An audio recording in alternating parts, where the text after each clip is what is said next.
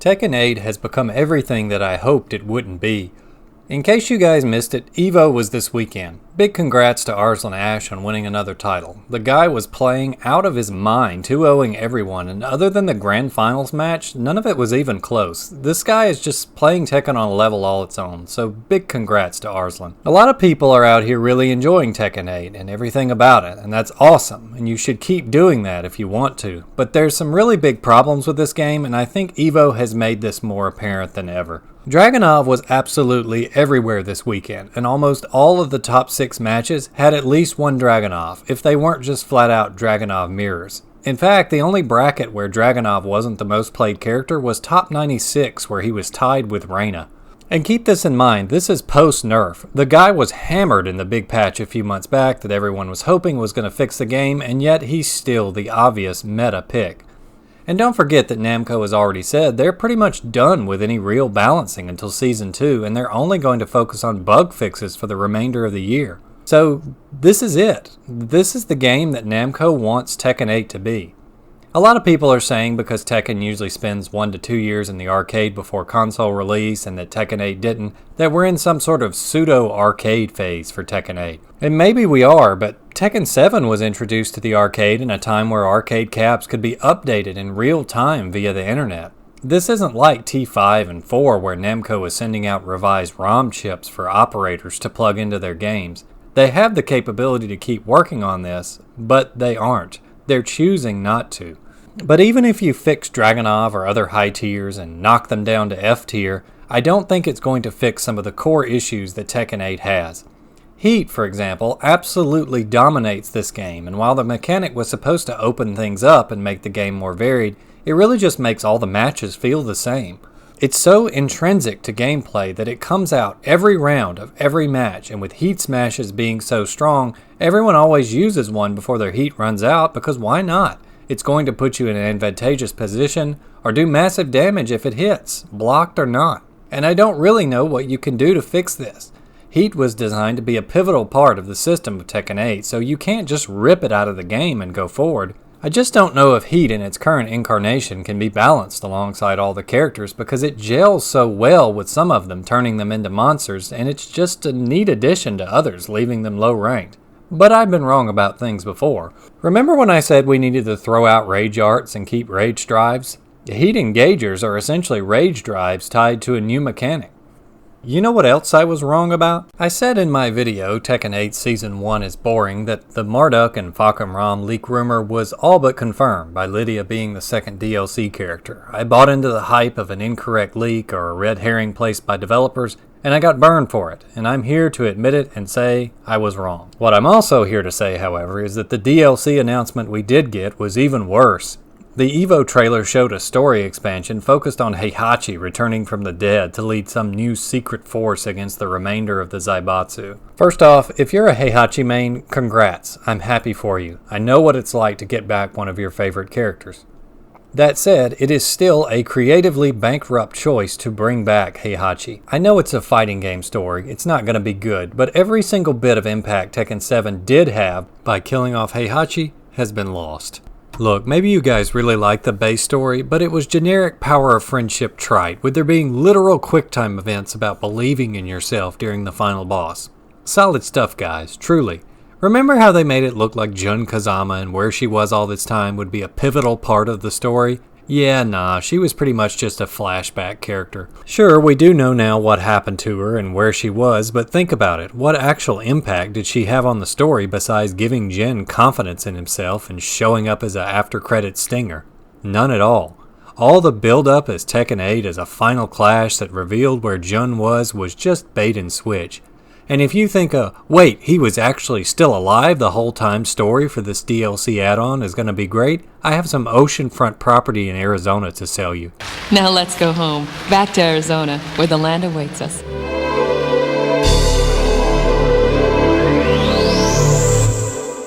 I don't know what contrived nonsense Namco will put on screen to explain why Heihachi is still alive and playable if you pay, but imagine the most sensible and well thought out explanation that explains everything you want to know about it and toss it all out the window because whatever Namco finally delivers, it will be a waste of your time. Maybe the Chipotle Corporation paid to resurrect him. Namco is obviously fishing for a more casual audience, but they aren't really doing what they need to. Instead of making a product with a low point of entry and a high ceiling for mastery, they just give out brain-dead easy tools that anyone can use. The problem when you do that is you don't just give Johnny First Tekken a really strong nuclear-grade comeback mechanic, you give it to players like Arslan Ash and Atif as well. Look at all the top 8s for Tekken 8 majors, then compare them to those of Tekken 7. Where are all these new contestants? I see a lot of the usual suspects, but no real newcomers. And that's because they're still getting killed by better players. You didn't give them a leg up because you equipped the same rocket launchers on all your pro players, but they actually know how to use them. If all this doesn't convince you Namco is phoning it in on this game for money, then you didn't watch EVO, because this was some of the most corporate level cringe I have seen in years. All leading up to EVO, we were shown messages about special collaboration streams, and Harada even tweeted "Get over here," leading some to believe there was going to be some sort of Mortal Kombat crossover. There was no Mortal Kombat crossover to be seen, but instead just some of the most ham-fisted, awkward marketing I've ever seen pushed in the video game industry, and I'm old enough to remember the Doritos and Mountain Dew Xbox stream. First, you had this absolutely awful Chipotle collaboration stream with Anakin and FDX, and this isn't a shot at those guys at all. I absolutely love FDX's content, and Anakin is probably my favorite North American player, but I mean, just look at their faces here. Does this look like something either of them were excited to be a part of? Did they volunteer, or was this something Namco, by way of calling in their sponsors, pressured them into joining? They'd never do something like that to sponsored players, right? Hey, remember that time when Arslan Ash and Nee both posted on Twitter they had concerns about the direction of Tekken 8 and then magically walked them back at roughly the same time? Surely there was no outside pressure involved for that either. I mean, just look at Anakin and Fee out here pretending to be excited about an in-game Chipotle t-shirt and token. Yes, change the colors up a little bit. Oh my god. You guys really like the lady, I can hear it. Details, and then I'm just gonna close my eyes and choose this. When the most entertaining thing about your stream is Anakin making what could have been construed as a foot fetish joke, you know you have some major issues with your marketing. I'm gonna do the, the no shoes. I see. No, not for any particular reason at all. Not for any particular reason at all. No one wanted to be at this thing. The hype was manufactured and no one cared. I know Chipotle is probably pumping a ton of money into Tekken and EVO, but Namco as a company has to find a better way to meet their advertising requirements than this. Streaming a video with comments turned off would have been better than this. Don't drag good players like Anakin and FDX out here between a rock and a hard place. Hey, do you like shoes, by the way? After this dumpster fire, there were still some people out there thinking they were going to get some sort of MK collab or other guest characters, but it turned out to be a collaboration with Nike to release some ugly shoes. What were they thinking with these? Is there some poll out there showing a large crossover between Tekken fans and sneakerheads? Again, even if this was all about meeting a marketing obligation, there has to be a better way to do it than this. Many people, including Michael Murray himself, will rush to defend this stuff and say, game development is more expensive now. Namco is putting it back into the game. All this stuff is going to support the game. Well, if all this money is flowing into the game, why is Dragunov the character of choice in all high-level play? Why have we not gotten a single new character for DLC in this game? I'd even count something like Prototype Jack or One Jinrei as new because they haven't been featured since Tag 2 and would require major updates to bring into Tekken 8. Instead, we're getting all rehashes of Tekken 7 DLC and base roster characters.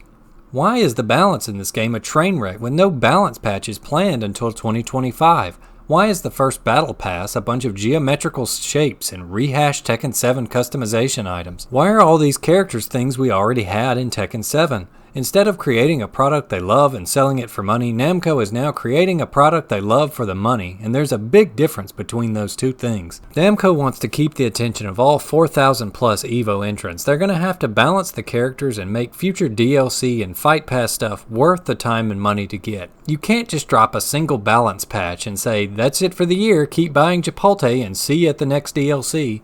Why are we still here? Just to suffer? Every night. Namco thinks they can just turn Tekken into a Fortnite-style live service, but a real live service game provides constant updates, balanced patches, and listens to user feedback. I'm not sure Namco understands that or is willing to do what it takes to make that happen.